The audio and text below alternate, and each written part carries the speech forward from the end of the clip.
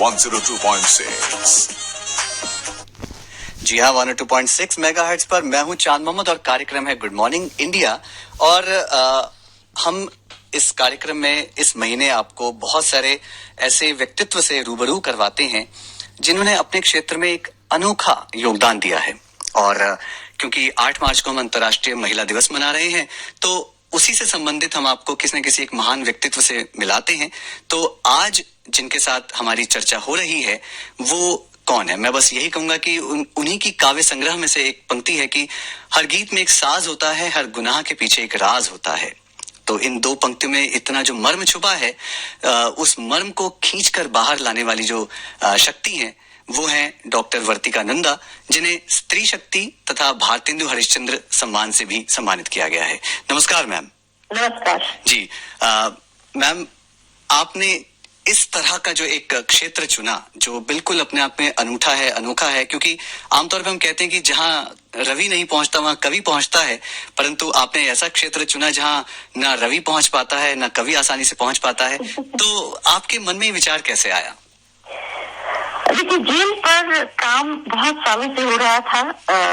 लोगों को अब मालूम हुआ। टेलीविजन रिपोर्टिंग के दिनों से जब मैं जेल को करीब से देख रही थी, हर बार मुझे लगता था कि जेल को देखना और समझना ये तो बहुत अलग चीजें हैं, और मैं जेल को समझना चाहती थी। और इसीलिए इस मुहिम को जैसे मैंने शुरू किया, उसका नाम है तिनका तिनका। जी।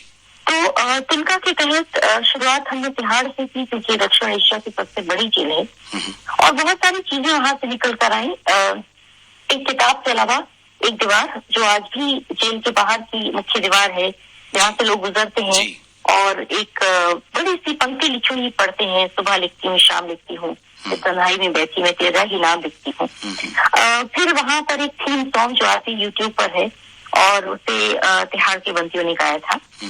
उसके बाद दासना जेल की यात्रा शुरू हुई। उसे मैं उस लिहाज से लिखना चाह रही थी कि जेल असल में क्या है। जो फिल्में दिखाती हैं, जो मीडिया दिखाता है, वो जेल नहीं है। जेल वो जो है वो जेल के अंदर की जेल है, और उसे समझने के लिए दासना की किताब पर काम किया और अंदर रेजोल्यूशन पर काम हुआ। और इसी तरह से तिनका तिनका मध्य प्रदेश, जिसमें 19 लोग मेरे साथ जुड़े, जिसमें महिलाएं भी हैं। इस तरह से तिनका अलग अलग राज्यों में अपनी बात को रखता भी रहा और जेलों को समझता भी रहा। हाल में पिछले 3 साल उत्तर प्रदेश की जेलों पर काम किया, जिसमें जेल की महिलाओं और बच्चों की जरूरतों पर ध्यान देने की कोशिश की, और इस रिपोर्ट को भारत सरकार को सौंप दिया है। तो आप ही की जो आपने अभी दीवार का जिक्र किया, उस पर कुछ इस तरह मैंने वो गीत भी सुने, तो जिसकी एक पंक्ति की आसमान में छेद है, बाहर कितने भेद हैं। और हम सच में बाहर जो रहते हैं हम समझ नहीं पाते कि अंदर कितने भेद हैं। तो इस चीज को बाहर लाने के लिए जो आपने एक चित्रकारी के माध्यम से, काव्य संग्रह के माध्यम से कार्य किया, उसी के साथ साथ आपने एक नई चीज, बड़ी अनूठी चीज आपने शुरुआत की। वो है मेरे ख्याल में पहली बार ऐसा हुआ है कि एक आप जेल का अपना रेडियो आपने लॉन्च किया। जी, उसके विषय में कुछ बताइए। देखिए, जब तिहाड़ में पहली बार जेल रेडियो आया था, उस दिन तब मैं तिनका तिनका तिहाड़ पर काम कर रही थी, और मैंने उससे होने वाले परिवर्तन को महसूस किया था। उसके बाद देश की कुछ जेलों में आया, लेकिन बहुत से राज्य अभी पीछे थे, जिनमें हरियाणा भी थे। 2 साल से मैं जेल रेडियो पर कुछ एक डॉक्यूमेंट पर काम कर रही थी, और उसके तहत ये हुआ कि हमने दिसंबर में इसी साल, पिछले साल, हरियाणा की जेलों में रेडियो लाने का काम किया, और अब 3 जेलों में रेडियो आ गया है।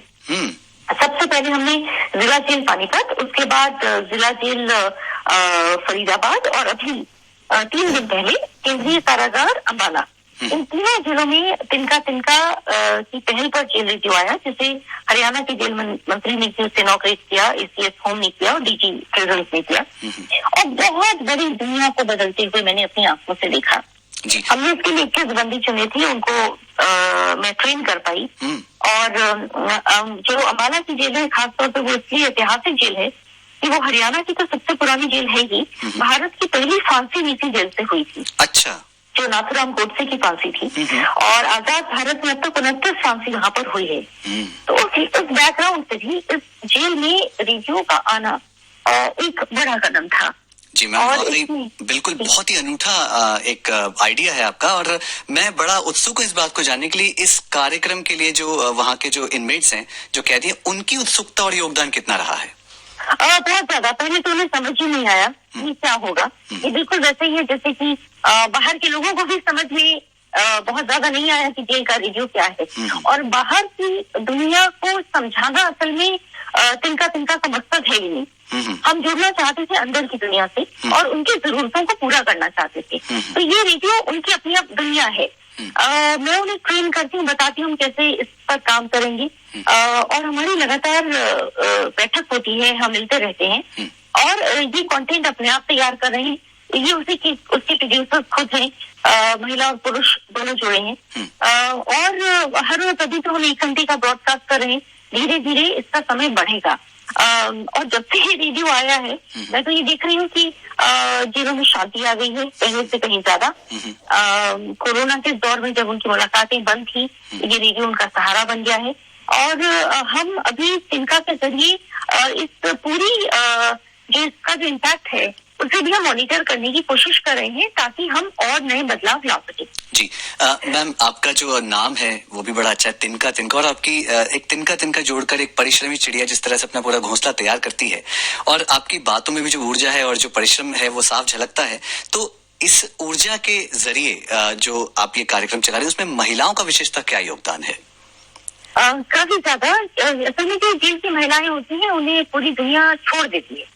आमतौर पर उनका परिवार भी मिलने नहीं आता, और मैं ये बात बहुत साफ कह दूं कि इतने सालों का जेलों का काम करते हुए मुझे भी बहुत से फोन आते हैं जब लोग कहते हैं हम कुछ करना चाहते हैं, लेकिन वो कुछ पल भर का ही करना होता है। उससे आगे की संवेदना आमतौर पर मैंने परिवर्तित होते हुए नहीं दी, और इसलिए बहुत जरूरी था कि इनके लिए एक लंबा कुछ काम हो।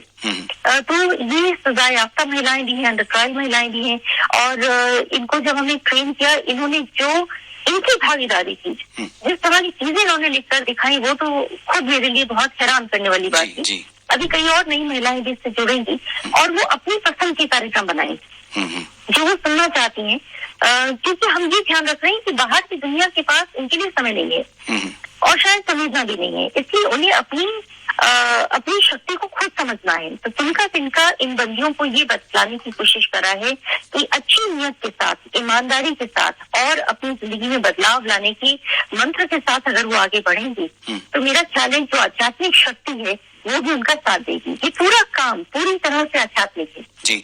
और हम उन्हें चाहते हैं कि वो समाज में लौटे, तो समाज उन्हें स्वीकारे या ना स्वीकारे, उनके अंदर वो एक ताकत जमा हो गई हो जो उन्हें नए सिरे से अपनी जिंदगी को शुरू करने की हिम्मत दे। मैम, नारी सदैव प्रेरणादायी रही है, और आपकी इन बातों से भी हमें इतनी प्रेरणा मिली है, और मैं आपको आकाशवाणी परिवार को से बहुत शुभकामनाएं देता हूं, और आह्वान करता हूं हमारे जो भारतवासी हैं, वो भी जो सुन रहे हैं इसको, कि वो इस कार्यक्रम को समझकर, सुनकर इसके पीछे छुपे जज्बे को समझें और आपका सहयोग करें। बहुत बहुत धन्यवाद मैम आपका, और आप ही की पसंद का ये गाना है जीते हैं चल, नीरजा मूवी से, वो मैं आपके लिए प्ले कर रहा हूँ। Thank you so much. आपका बहुत बहुत धन्यवाद। Thank you so much. Thank you so much.